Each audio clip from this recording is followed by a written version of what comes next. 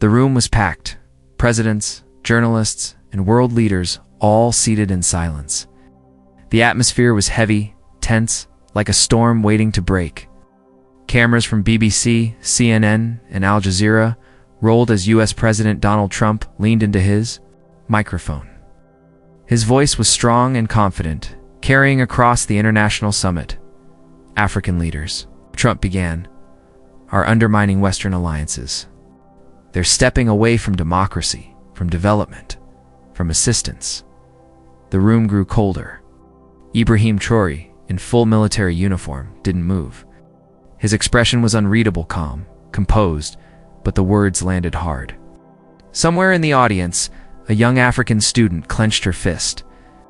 Thousands of miles away in Burkina Faso, a mother watching on a small television paused, wiping her hands on her apron, confused and unsettled.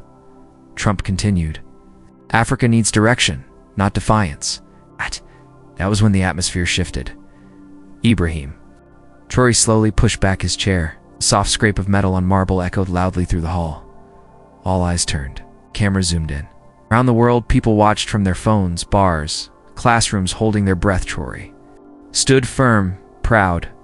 Without raising his voice, he looked directly into the main camera and said 6 words that stunned the world.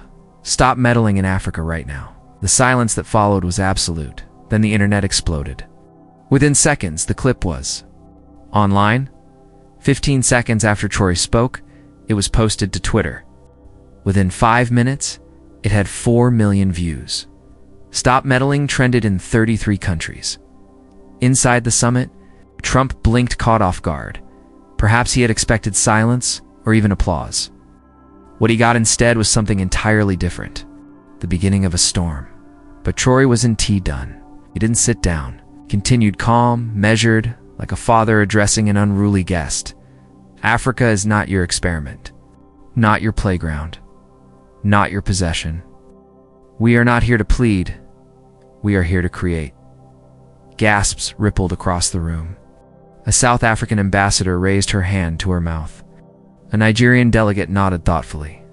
Even the French interpreter's hands shook as he translated Traoré's words into the earpieces of stunned leaders. Back in Burkina Faso, crowds gathered around TV sets and phone screens. A grandmother clutched her crying grandson, whispering, "He speaks for us." Across the continent, people felt recognized. In the United States, college students began reposting Traoré's words with captions like, "Why don't we have voices?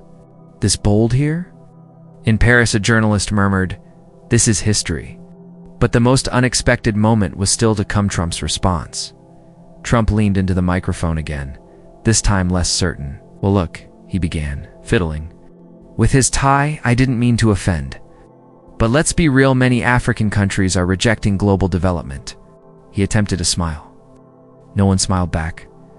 Traoré remained on his feet, calm as ever. His silence was more powerful than any speech.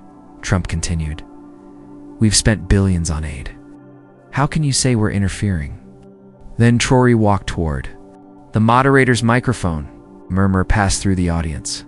Even the camera crews stood taller, sharpening their focus. This wasn't just a statement from a leader, it was a turning point. "You invested in keeping us dependent," Traoré said. "You built roads not for us, but to extract our resources. Called it aid, we saw it as theft." Ah! A woman in the audience began to cry. She was from Mali. Her father had died working in a gold mine run by a foreign company. Her reaction struck the room like a blow. Even Trump appeared to sink slightly into his chair. Traoré turned, as if now speaking directly to those watching on screens around the world. "My mother died in a hospital that had no electricity. Just 2 blocks from foreign embassies running. Full air conditioning. So don't talk to me about your so-called investments." Gasps filled the hall. And this was just the beginning.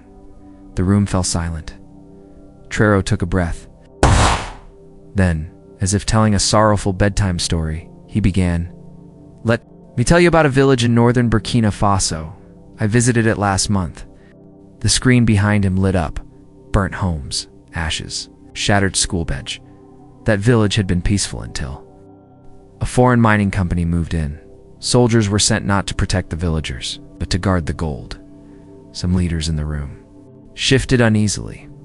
Then one night, militants attacked the village. The soldiers did nothing. The villagers called for help. No one came. Mothers ran barefoot into the forest. Babies clutched to their chests. I found the village chief 2 days later, Traoré said.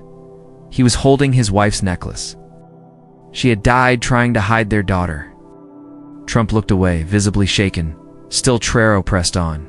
You say we are the problem? We are cleaning up a disaster we didn't create. Now the screen showed the close-up of a young girl's eyes. She hadn't spoken a word since.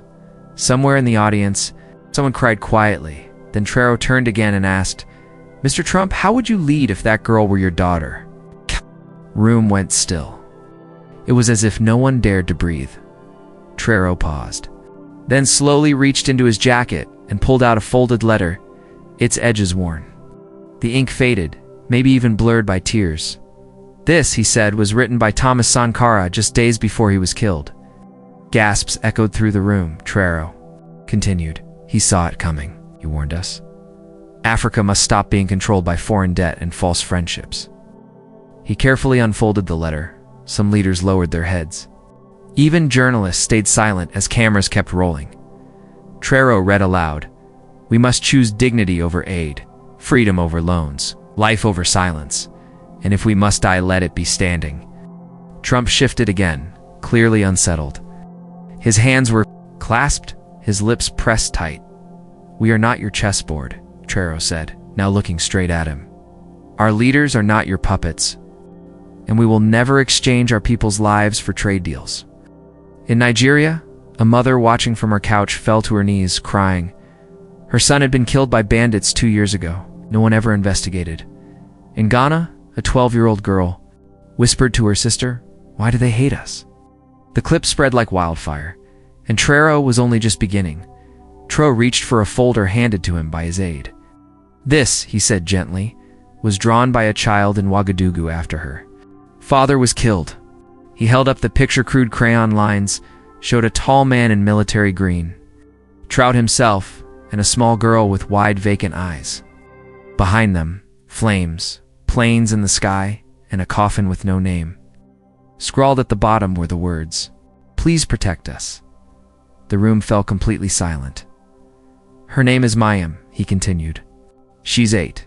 She doesn't understand politics, but she knows grief. Traoré turned to Trump. You speak of partnerships, but for us, your partnerships bring bombs, debt, and death. Trump opened his mouth to respond, but Traoré raised his hand calmly. This is not about power or pride, he said. It's about a little girl who drew what she could not say. Somewhere in New York, an African-American teacher watching the live stream began to cry. We are a continent rich in everything, Traoré said, yet we're treated as if we're nothing. He folded the drawing with the care of someone handling something sacred. We don't need pity. We need dignity. For the first time, Trump had no response.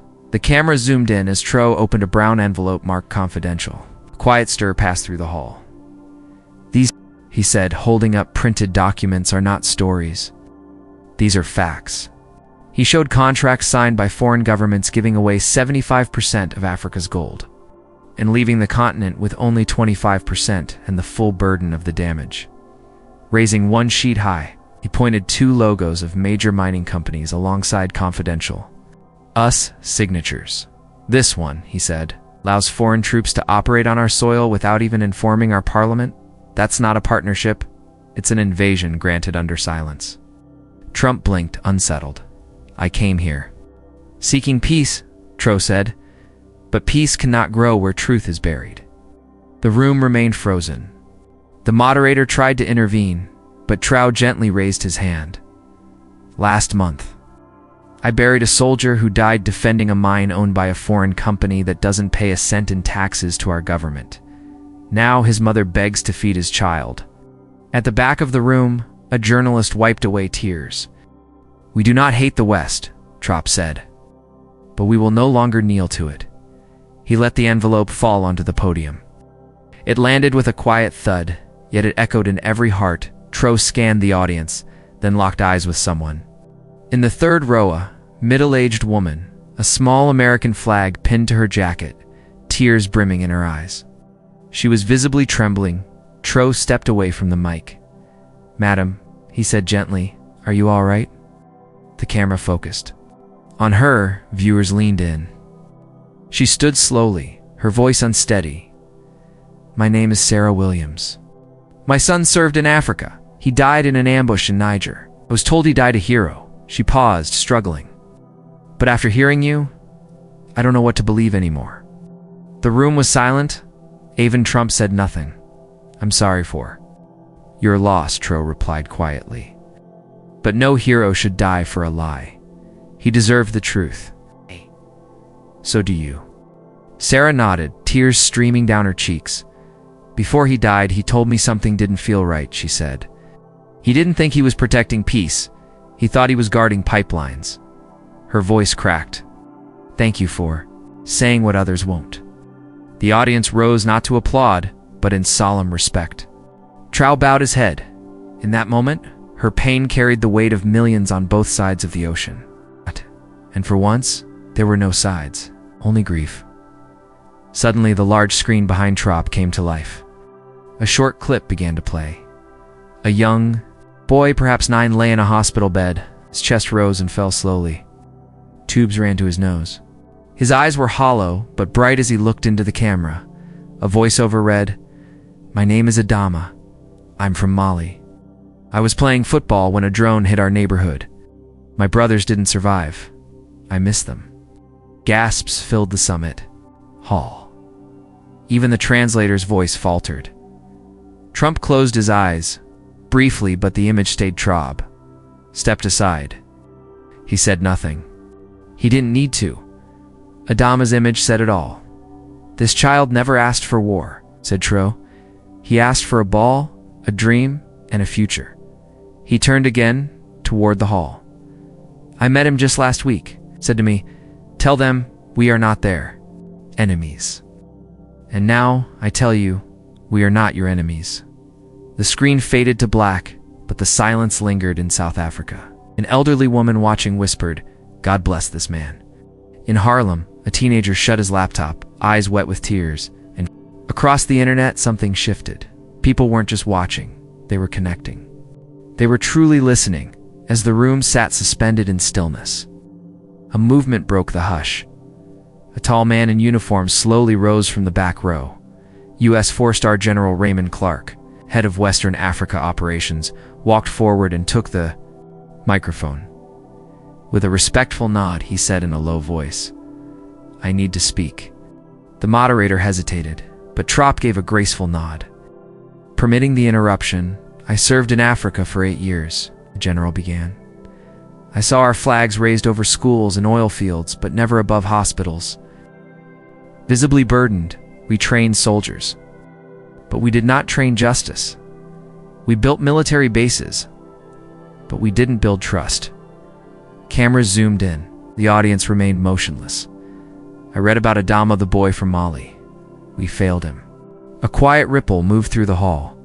General Clark turned to face Trao. "You're not our enemy. You are the reflection we've refused to face." Then, to the surprise of all, he saluted. Tro, there was no applause, just quiet sobs. In Nairobi, a teenager whispered, "Maybe they're finally listening." But this moment would grow into something far greater because the truth doesn't fade. It spreads. Backstage, a staff member rushed over and handed Trop a small envelope. "This just came in from Chad," she whispered. "It's urgent." He opened it carefully. Inside was a letter. Written in uneven handwriting, a translator began reading it aloud. "Dear Captain Trao, I'm writing from a refugee camp near the border. I'm 14 years old. My name is Amina. My father was killed when our village was bombed. My little brother cries every night. My mother sells soap so we can buy bread. They told us the West came to help, but we haven't seen help. Please don't stop speaking for us. Please don't stop fighting for Africa." A menacing audience members wiped away tears. Traub stood quietly, arms crossed tightly. "This is not just about politics," he said.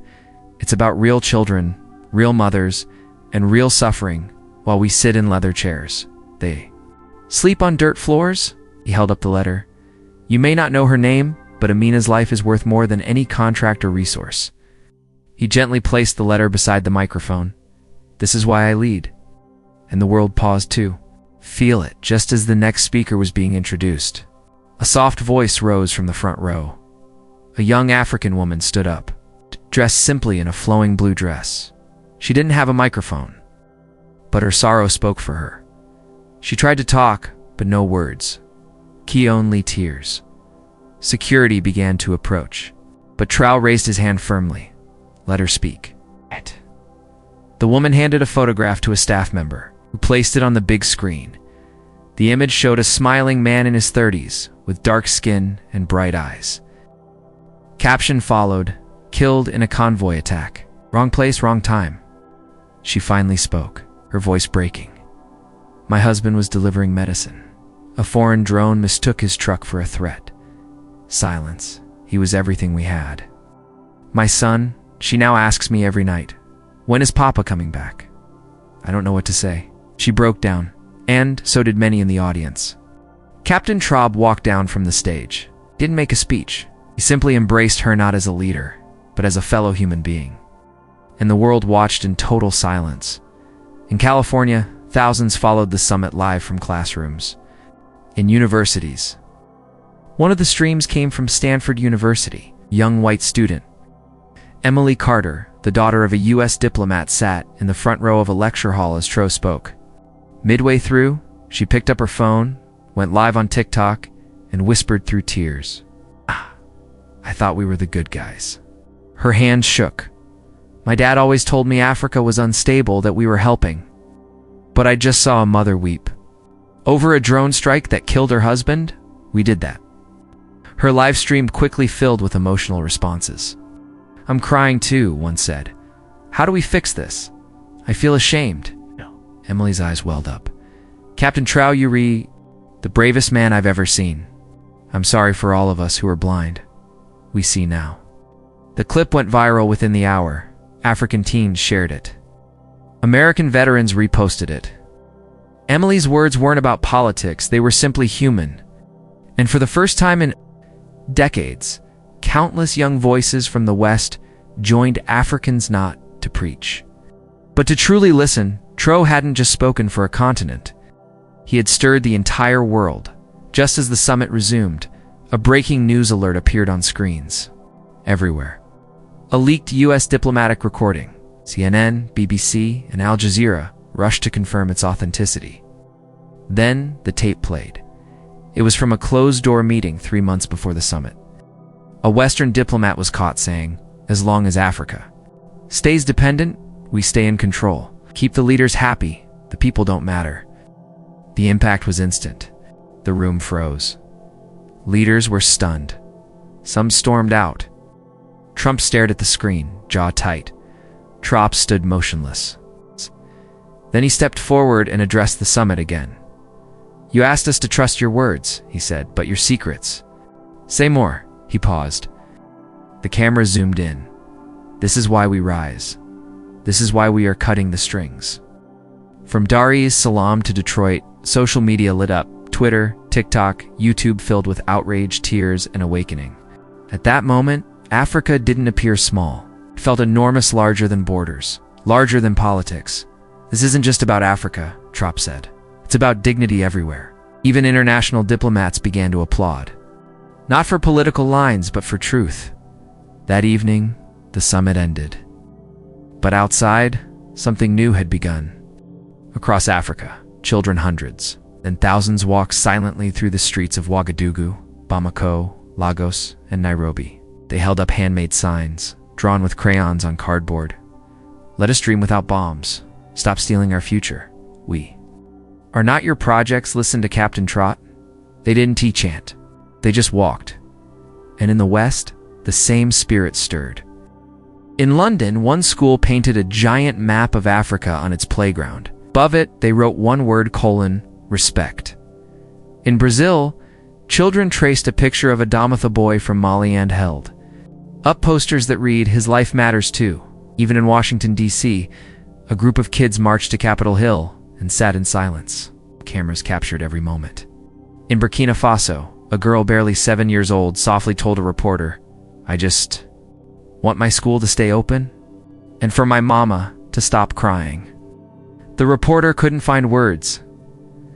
Back in Geneva, Captain Traoré sat alone in his hotel room, watching it all unfold live on his phone. For the first time that day, he cried not from pain, but from hope. As night fell on Geneva, the moderator returned to the stage.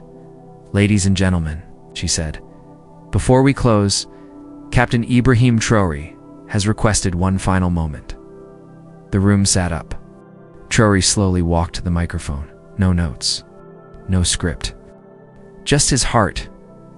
"I didn't come here to argue," he began. "I came here to remind the world that Africa is bleeding." His voice trembled.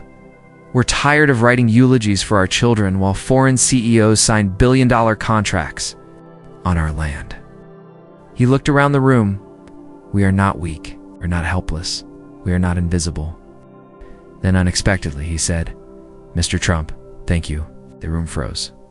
"Thank you for your words, because your criticism gave me a reason to speak. Not with anger, but with honesty."